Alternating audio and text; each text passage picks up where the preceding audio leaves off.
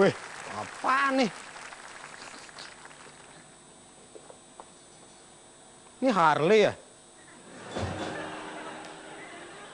Wah, ini kalau dari plat nomornya gue tahu punya siapa nih. Wah, karena ini parkir sembarangan, gue kempesin bannya. Aduh. Pak, ini ngapain nih, Pak?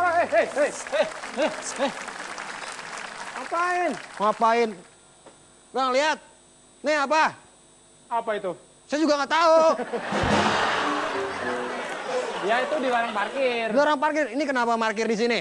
Iya, ini sebenarnya saya ini ada tugas khusus nih bawa ini ke sini. Tugas? Oh iya, ini saya mau memperkenalkan ini kepada Gubernur Jokowi. Mau apa? Pak Jokowi. Mau saya kasih tahu, ini adalah mobil murah sesungguhnya ini, Pak. Ini mobil? Bapak kalau lihat, ini mobil, Pak. Ini Bapak lihat ya, ini mobil ini, satu mobil muat 6. Oh iya. Buat nih mobil, Pak.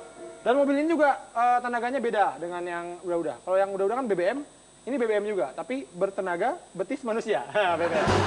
Ini. Oh, kalau tenaganya betis, ini kamu mesti masuk klub BBM nih. Apa tuh, Pak? Betis-betis montok. Pokoknya ini nggak melanggar hukum, Pak. Tapi nggak boleh. Nggak boleh. Parkir sembarangan, ngomong kejujuran atau hanya pencitraan publik semata? Kita bahas semuanya malam ini di News Show.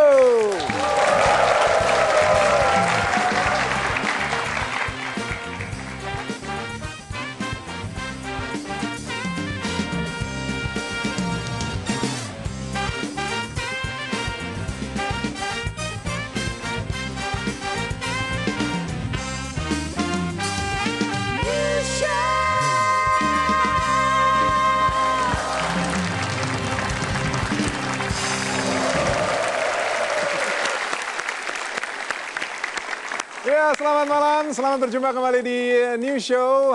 Kita langsung awali seperti biasa dengan kompilasi berita sepekan. Dengan berita gembira prestasi gemilang Timnas U19 yang berhasil menjadi juara AFF hari Minggu lalu.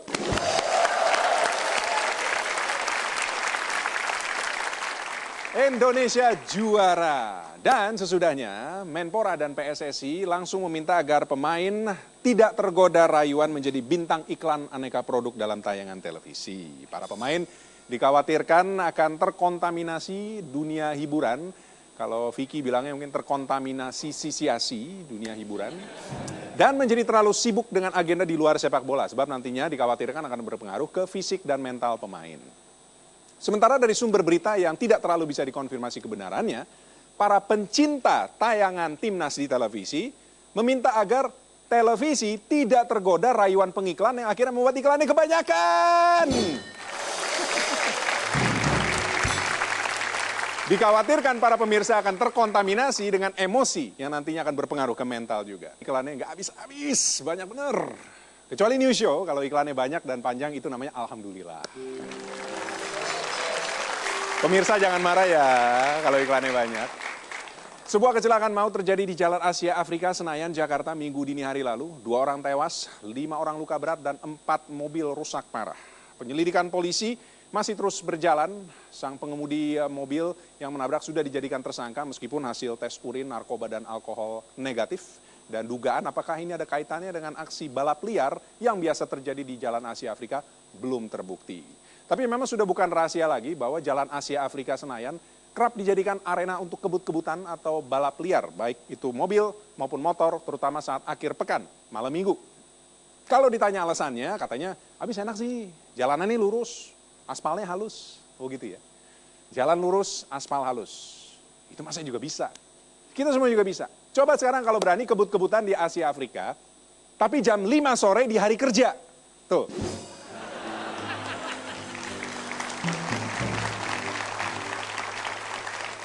Atau akhir pekan, malam minggu, atau pokoknya lagi hari Sabtu atau Minggu, tapi pas lagi banjir.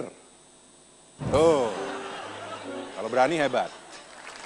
Berikutnya pedangdut Inul Daratista Senin kemarin menghadap Gubernur DKI Jokowi dan dalam kesempatan tersebut Inul, yang juga kita tahu adalah seorang pengusaha tempat karaoke, mengeluhkan bahwa karaoke keluarga kerap disamakan dengan karaoke remang-remang.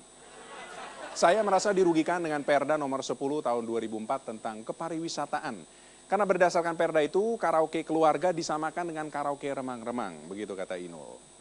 Sementara lagi-lagi dari sumber berita yang agak kurang bisa dikonfirmasi kebenarannya, para pengusaha karaoke remang-remang juga mengeluh karena disamakan dengan karaoke keluarga. Jangan disamain dong, kita nih karaoke remang-remang, bukan karaoke keluarga.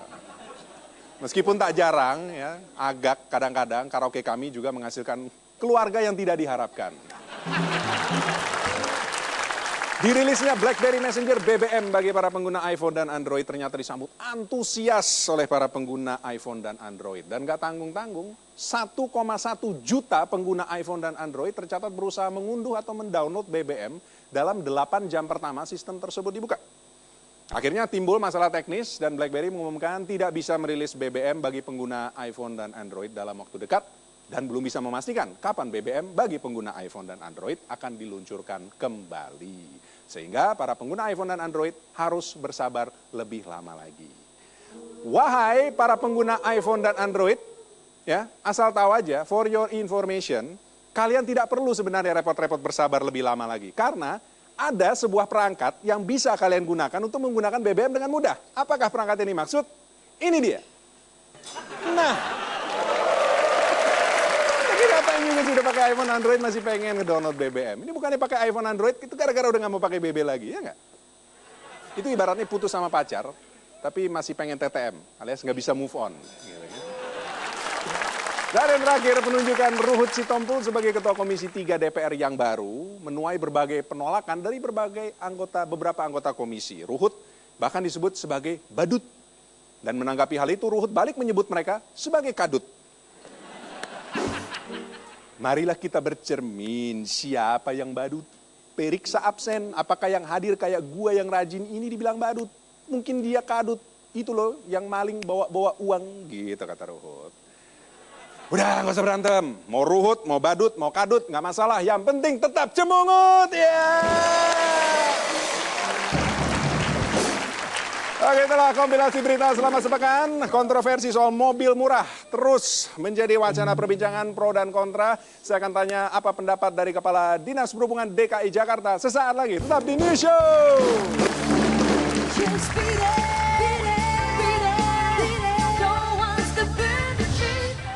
Harusnya 15.000 harganya tuh, itu baru mobil murah. Ruang jalan yang sudah terbatas ini, memang sebaiknya kita berpihak kepada angkutan massal.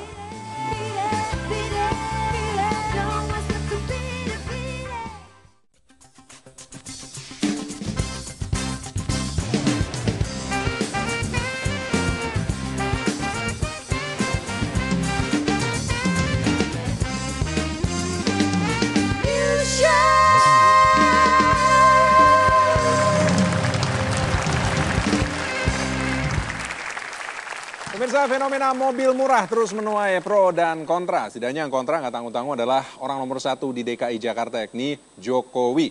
Tapi yang pro itu juga lebih nggak tanggung-tanggung lagi. Mulai dari Menko Perekonomian Hatta Rajasa sampai mantan Wapres Yusuf Kala yang mengatakan bahwa tingkat kemacetan justru bisa menurun. Kenapa? Karena mobil murah ukurannya lebih kecil dibandingkan mobil yang sekarang banyak beredar. Nah, ini juga dilihat dari setidaknya antusiasme atau animo mereka yang datang, khususnya di Jakarta, yang datang ke pameran mobil yang sekarang berlangsung di Kemayoran, Jakarta Pusat, yakni Indonesian International Motor Show, di mana di situ ada juga mobil merah, stand mobil merah, ternyata udah sampai waiting list. Jadi mereka yang pengen beli itu juga banyak. Ini kalian berdua juga termasuk? Itu dia, makanya saya bingung, itu kan katanya mobil murah ya. Itu katanya untuk menengah ke bawah. Ya. Tapi buat saya tuh harganya aja mahal. Kalau mobil murah tuh harusnya 15.000 harganya tuh. Itu baru mobil murah. Kita pokoknya nggak sanggup beli mobil murah. Kita lebih milih beli cireng.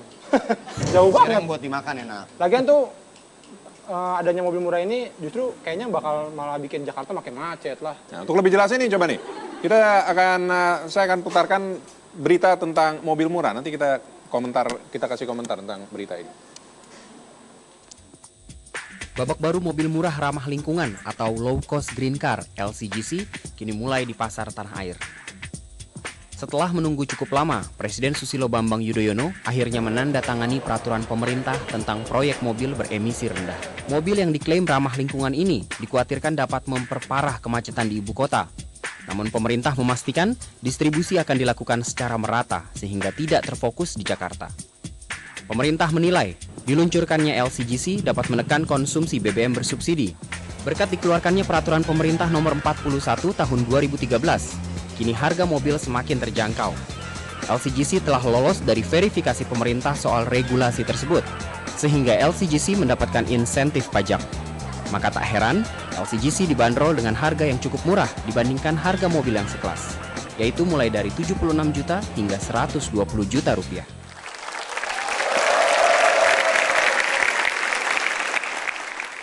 Oke, untuk minta penjelasan yang lebih ilmiah, ya, saya akan panggilkan Kepala Dinas Perhubungan DKI Jakarta. Kita berikan sambutan meriah untuk Pak Udar Pristono. Pak Pris.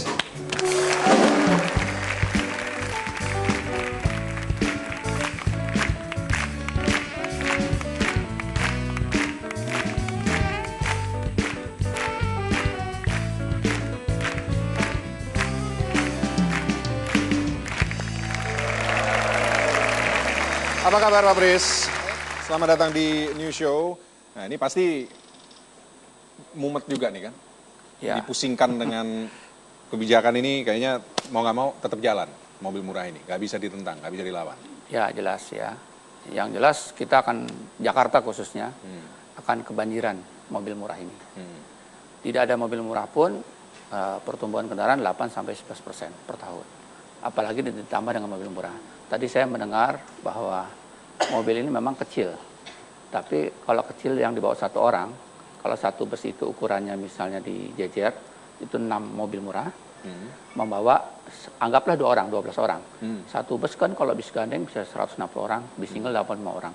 Jadi dengan space yang sama, yang di delivery itu orangnya, Daya angkutnya tetap. Daya angkutnya lebih banyak bus. Oleh sebab itu, ruang jalan yang sudah terbatas ini, memang sebaiknya kita berpihak kepada angkutan umum massal. Gitu, Nah kalau statement Pak JK yang bilang bahwa ya tapi kan mobil murah nggak makan tempat nggak sebanyak mobil-mobil yang lain. Bedanya sedikit saya kira ya, karena memang mobil itu kan bukan artinya kecil, tapi ruang geraknya. Ke kiri, ke kanan dan sebagainya itu kan perlu ruang untuk manuver dan sebagainya. Nah, oleh sebab itu dengan adanya kebijakan ini tentunya kebijakan penyeimbang ini harus dilaksanakan. Seperti ya kita harus mengenjot nih sekarang. Angkutan umum massal kita dan yang reguler ini harus digenjot supaya masyarakat itu mau menggunakan angkutan umum massal ini. Harus digenjot, Pak.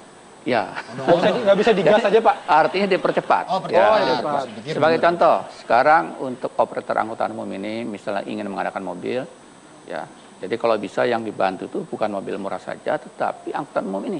Misalnya dari pajaknya. Pajaknya itu seperti kalau kita mengimpor mobil bus itu 40% yang single. Yang artikulasi itu 10%. Bajai saja bahkan 20%. Oleh sebab itu Pak Gubernur telah menyiapkan konsep surat yang sebentar lagi ditandatangan meminta diusahakan angkutan umum massal itu 0% pajaknya. Supaya apa? Supaya percepatannya itu akan lebih cepat ya dan datangnya akan lebih banyak lagi dengan biaya yang cukup. Nah, oleh sebab itu akan segera dilayangkan. Ditambah kedua, bahwa angkutan umum itu nyawanya kan ada di bahan bakar. Ya. Nah, bahan bakar gas kita ini masih terbatas. Karena dengan gas, pertama harganya lebih murah, 3.100. Nah, kalau dengan solar 5.500, premium 6.500. Nah, kalau mereka bisa pakai gas, itu break-even point-nya akan cepat. Dan kedua, juga langit biru. Dan kilometer tempuhnya itu lebih panjang. Nah ini yang harus digenjot sebetulnya. Jadi kalau bisa diadakan kebijakan-kebijakan lagi penyeimbang yang mempermudah dan mempercepat angkutan umum ini. Oke, kedepannya mobil murah akan semakin banyak di saat Disub mulai menjalankan kebijakan parkir liar dengan cabut pentil ban. Ya. Ada apa di balik kebijakan ini dan apakah sudah sukses, efektif dijalankan? Jangan kemana-mana, sesaat lagi tetap di New Show.